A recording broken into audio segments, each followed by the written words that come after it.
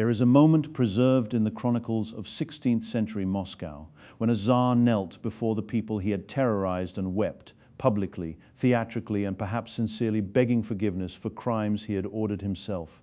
That moment came in 1547 in the smoldering ruins of a Moscow still burning from one of the worst fires in the city's history. And the young man weeping was Ivan IV, Grand Prince of all Russia, not yet 30 years old. The question that has haunted historians for nearly 5 centuries is this: was the man who would become the most feared ruler in Russian history a monster shaped by circumstance, a visionary broken by paranoia, or something far more complicated that neither his admirers nor his enemies have ever fully understood? To answer that question, we have to go back further than most people expect. Not to the famous massacres, not to the Oprichnina, not even to the coronation. We have to go back to a childhood so brutal, so politically dangerous, and so psychologically scarring that it reads less like the early life of a future emperor and more like a dispatch from a war zone. Ivan was born on August 25th, 1530, to Vasily III, Grand Prince of Moscow, and his second wife, Elena Glinskaya. His father died when Ivan was just 3 years old. His mother, a Lithuanian-born noblewoman who ruled as regent, died when Ivan was 8, almost certainly poisoned, though the chronicles are careful about attribution and historians note the evidence is circumstantial. What followed was a decade of boyar rule, the great noble families of Russia fighting over the regency of a child prince with all the viciousness that dynastic politics could produce. The Shuisky family, the Belsky family, the Glinsky clan, they took turns dominating the court, imprisoning rivals, executing enemies, and treating the young Ivan as a prop, a symbol, a legitimizing figurehead to be used and then ignored. And here is where the story gets genuinely strange and genuinely important. Ivan himself described this period in letters written decades later, and while historians rightly treat his autobiographical accounts with caution, he was a skilled propagandist and a man with obvious axes to grind. The picture he paints is corroborated in its broad outlines by other sources. He described being left hungry, being dressed in rags while the boyars wore fine clothes, watching men dragged from his presence and killed, learning to read the room not as a prince but as a hostage. He described a childhood defined by fear, humiliation, and the constant awareness that the power nominally his could be snatched away at any moment. Psychologists and historians have debated for generations what this did to Ivan's developing mind. Some, following the Soviet-era historian Robert Wipper, have argued that Ivan's later brutality was essentially rational, the necessary violence of state building in a dangerous geopolitical environment. Others, including the American historian Richard Helley and the British scholar Isabel de Madariaga, have emphasized the psychological damage, the paranoia, the inability to trust that seems to have calcified in Ivan during those boyar years. Neither reading is entirely wrong. Both are incomplete. What we can say with confidence is that the boy who emerged from that decade of court chaos was already watching, calculating, and storing grievances with extraordinary precision. If you find yourself genuinely gripped by this kind of deep dive into Russian history, the real decisions, the real stakes, the real people behind the myths, then subscribing to this channel is worth your time. We exist for exactly this, cutting through the legend to find the history underneath, and doing it with the rigor and the storytelling it deserves. By the time Ivan was 13, he had already shown what was coming. In December 1543, according to the chronicler's account, Ivan ordered the arrest of Andrei Shuisky, the most powerful boyar at court, and had him thrown to the palace kennel keepers who beat him to death. The boyars were reportedly shocked. They should not have been. They had spent a decade teaching a child that power was exercised through sudden, overwhelming violence, and now that child was old enough to exercise it himself. The student had graduated. But the coronation of 1547 was something different again. In January of that year, Ivan became the first Russian ruler to be formally crowned Tsar, a title derived from Caesar, carrying enormous symbolic weight, placing the ruler of Moscow in explicit succession to both the Roman emperors and the Byzantine basileis. The Metropolitan Macarius presided over the ceremony in the Dormition Cathedral of the Moscow Kremlin, and the ritual was elaborate, deliberate, and theologically loaded. Ivan was not merely a prince becoming a king, he was being positioned as the sacred ruler of the Third Rome, Moscow having inherited the mantle of Constantinople, which had fallen to the Ottomans in 1453. The ideology of Russian autocracy was being crystallized in real time, and Ivan at 16 was its living embodiment. Then the fires came. In the spring and summer of 1547, Moscow burned. Multiple catastrophic fires swept through the wooden city, killing thousands and leaving tens of thousands homeless. The Kremlin itself was damaged, and in the aftermath, a crowd appeared before the young Tsar, angry, desperate, blaming the Glinsky family, Ivan's maternal relatives, for the disaster through witchcraft, of all things. One of Ivan's uncles was torn apart by the mob. Ivan himself was reportedly confronted directly, and the encounter shook him deeply.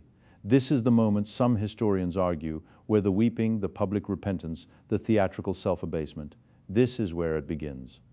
Not as cynical performance, but as genuine crisis. What followed was one of the most remarkable periods of reform in early Russian history, and it is a period that tends to get overshadowed by the horrors that came later.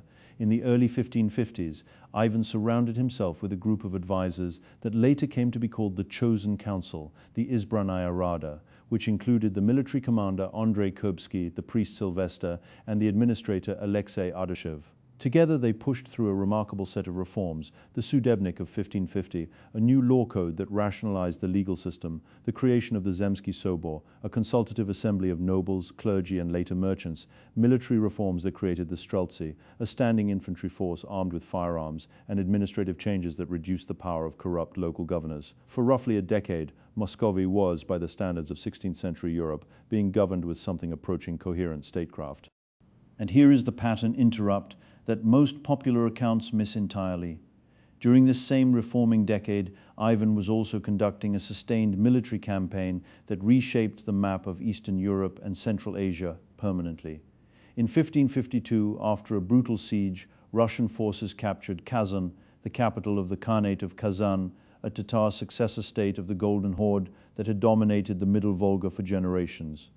The victory was celebrated in Moscow with extraordinary fervor. The Cathedral of the Intercession on the Moat, known to the world today as St. Basil's Cathedral, was commissioned to commemorate it. In 1556, Astrakhan fell. The entire Volga River, from its headwaters to the Caspian Sea, was now under Russian control. The psychological significance of this cannot be overstated. Russia had not merely defended itself against the successor states of the Horde, it had conquered them. The centuries of Mongol domination, of tribute and submission, were being reversed in real time, and Ivan was the man doing it. So where does it go wrong? Because it does go wrong, catastrophically and irreversibly, and the question of exactly when and why is one of the most contested in all of Russian historiography. The year 1553 provides one possible answer. Ivan fell gravely ill, so ill that those around him believed he was dying and demanded that the boyars swear loyalty to his infant son Dmitri as his successor. Many refused or hesitated or suggested alternatives. Ivan recovered. He never forgot. The historians Robert Crummy and Charles Halperin have both emphasized this episode as a turning point in Ivan's relationship with the boyar class. The moment when his already deep suspicion hardened into something approaching certainty that the men around him were waiting for him to die so they could seize power. Whether this interpretation is correct is impossible to verify from the inside, but the behavioral evidence that follows is consistent with it. Then, in 1560, Ivan's first wife, Anastasia Romanovna, died. She had been, by all accounts, a stabilizing presence, gentle, intelligent, and one of the few people Ivan seems to have genuinely trusted. Her death at 30 or so devastated him. And Ivan, with the logic of a man already primed for conspiracy, became convinced she had been poisoned by the boyars. Modern forensic analysis of her remains, conducted in the 1990s and again in the 2000s, did find elevated levels of mercury and lead, which could indicate poisoning, or could reflect the cosmetics of the era, or could be the result of contamination over 4 centuries. Sources differ, and the forensic evidence is genuinely ambiguous. But what matters for the history is what Ivan believed, and Ivan believed she had been murdered. The Chosen Council dissolved. Sylvester was exiled to a monastery. Ardashev died in custody. Andrei Kurbsky, reading the signs with the clarity of a man who valued his own survival, fled to Lithuania in 1564, where he entered into a remarkable correspondence with Ivan that has come down to us as one of the most extraordinary documents of the 16th century. Kurbsky accused Ivan of tyranny, of abandoning the counsel of wise men, of murdering the innocent.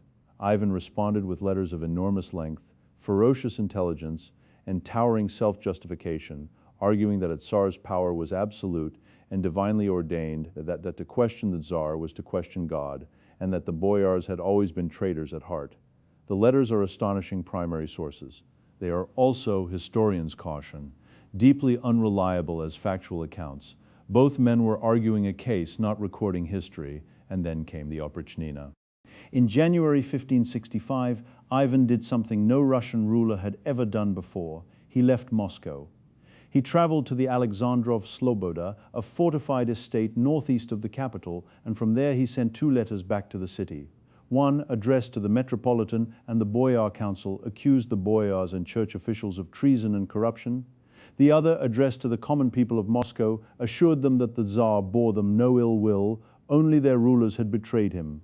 The effect was calculated and devastating. The people of Moscow, terrified of what would happen if the Tsar abandoned them, sent delegations begging him to return. The boyars, caught between the Tsar's fury and the people's panic, had no choice but to submit to whatever terms Ivan demanded.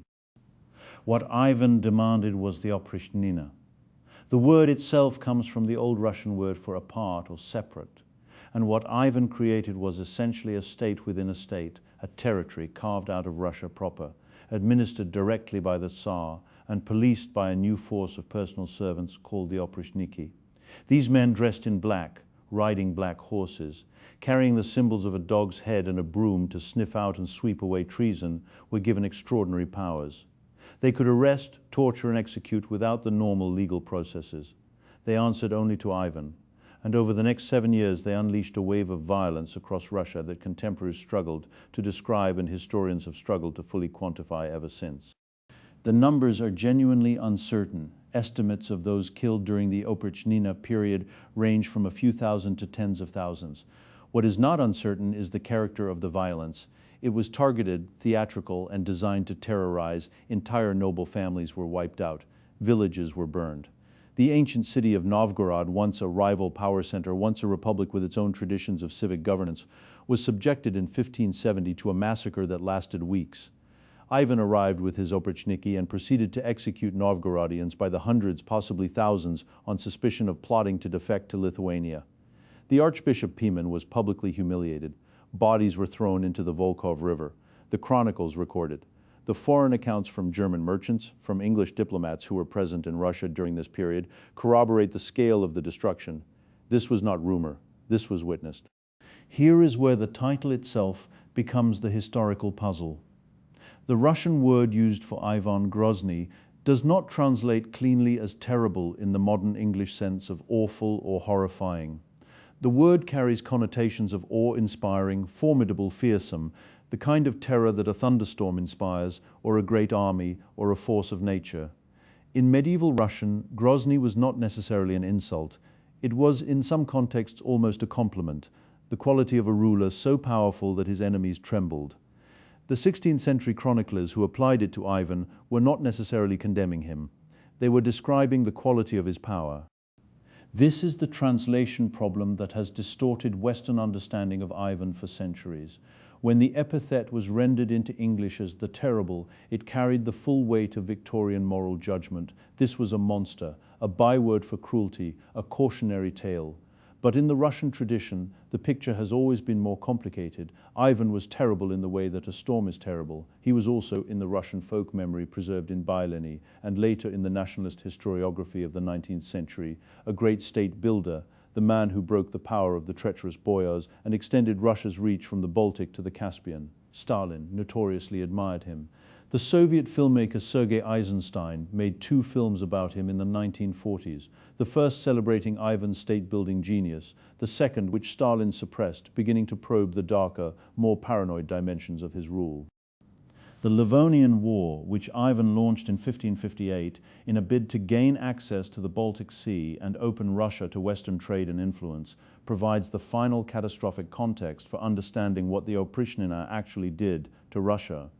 The war began well, Livonian cities fell, the old Crusader order that had controlled the eastern Baltic collapsed, but it drew in Poland, Lithuania, Sweden, and Denmark, and it gradually turned into a grinding, decades-long disaster.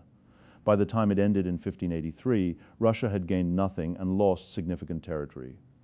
The Oprichnina, which Ivan had justified partly as a tool for rooting out treason in the context of this war, had simultaneously devastated the military capacity of the Russian nobility, depopulated vast stretches of central Russia, and created an economic crisis that would take generations to resolve.